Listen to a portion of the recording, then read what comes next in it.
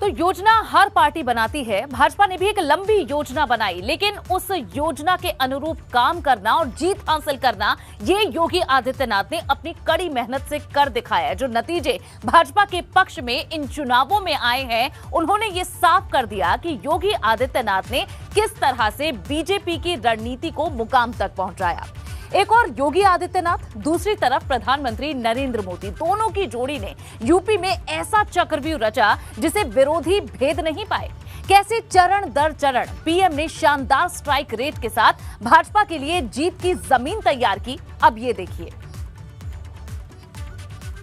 योगी है उपयोगी भैया, उपयोगी है योगी, उपयोगी है योगी भैया, योगी है उपयोगी। 5 साल का कार्यकाल पूरा करने वाले किसी मुख्यमंत्री के दोबारा चुने जाने का ये पहला उदाहरण है।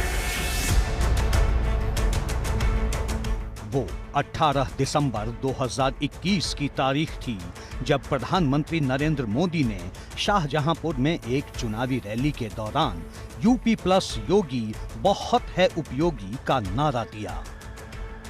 आज पूरे यूपी की जनता कह रही है, यूपी प्लस योगी बहुत है उपयोगी।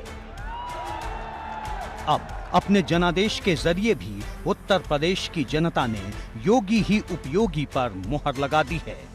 दरअसल भारतीय जनता पार्टी के सबसे बड़े सियासी सूरमा नरेंद्र मोदी को भाजपा की ऐतिहासिक जीत का शिल्पकार कहा जाए तो गलत नहीं होगा। वो 10 फरवरी की तारीख थी, जगह थी उत्तर प्रदेश का सहारनपुर, जब नरेंद्र मोदी ने धुआंधार रैलियों का महाअभियान शुरू किया।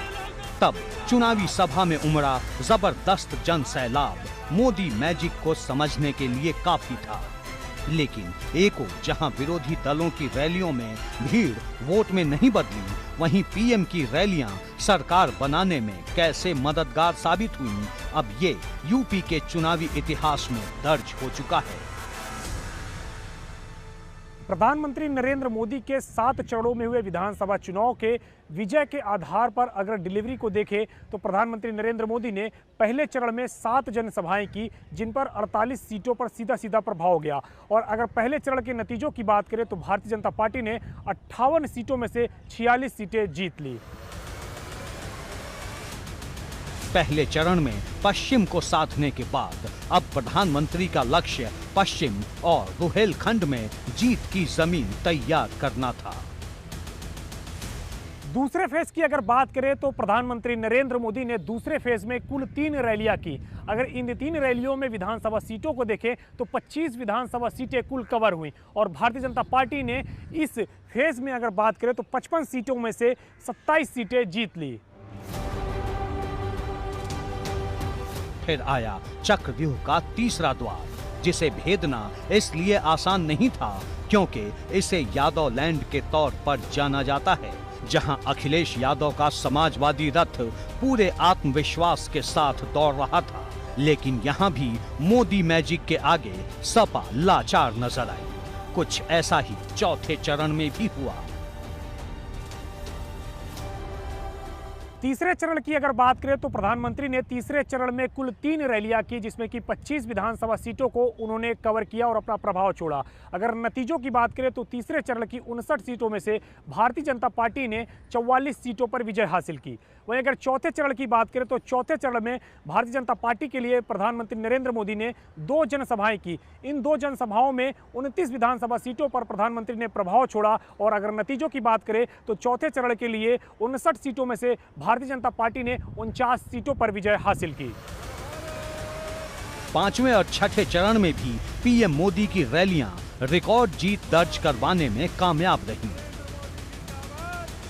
पांचवें चरण के लिए प्रधानमंत्री नरेंद्र मोदी ने कुल 3 रैलियां की। अगर बात करें तो इन 3 रैलियों के जरिए प्रधानमंत्री नरेंद्र मोदी ने 46 विधानसभा सीटों पर अपना प्रभाव छोड़ा। और जब नतीजे आए तो भारतीय जनता पार्टी ने 5वें चरण की 61 में से 40 विधानसभा सीटें जीत ली।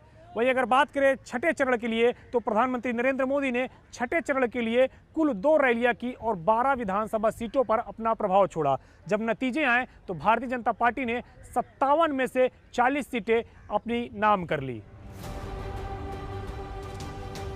7वें और आखिरी चरण की जंग सबसे अहम रही, क्योंकि यहां बाजी पूर्वांचल की थी, जिसका सेंटर स्टेज केसरिया ब्रिगेड का गढ़ काशी माना जाता है। 7वें चरण में प्रधानमंत्री ने 5 जनसभाएं की। अगर बात करें तो प्रधानमंत्री ने इन 5 जनसभाओं के जरिए 34 विधानसभा सीटों को कवर किया और जब नतीजे आए तो भारतीय जनता पार्टी ने 7वें चरण की 54 सीटों में से 26 सीटें जीत हासिल कर ली थी। वहीं अगर बात करें तो प्रधानमंत्री की रैलियों को अगर देखें तो प्रधानमंत्री नरेंद्र मोदी ने सबसे ज़्यादा रैली समाजवादी पार्टी के गढ़ में ही की और अगर नतीजों पर नज़र डालें तो भारतीय जनता पार्टी ने पहले 5 चरण के चुनाव के बाद ही बहुमत हासिल कर लिया था। मतलब जहां जहां पीएम मोदी गए वहां भाजपा के लिए जीत का ध्वज फहराता गया। देखिए, राजनीति में तो जो जीता वही सिकंदर होता है। उत्तर प्रदेश के चुनाव में मोदी जी और योगी जी दोनों विजेता साबित हुए हैं, तो जाहिर है इन दोनों को ही सिकंदर माना जाएगा। और जो प्रश्न है कि अगर इसको पटकथा लेखक माना जाए, डायरेक्टर माना जाए मोदी जी को और योगी जी को नायक, तो मेरी नज़र में इस पूरी फिल्म के दोनों ही नायक हैं, दोनों ही राइटर, डायरेक्टर, प्रोड्यूसर हैं। इसका मतलब है कि यूपी के रण में चुनावी रणनीतियों पर सीधी नजर रखने से खुद मोर्चे पर कमान संभालने तक पीएम मोदी ने एक बार फिर साबित कर दिया कि मोदी है तो मुमकिन है। एबीपी गंगा के लिए ब्यूरो रिपोर्ट।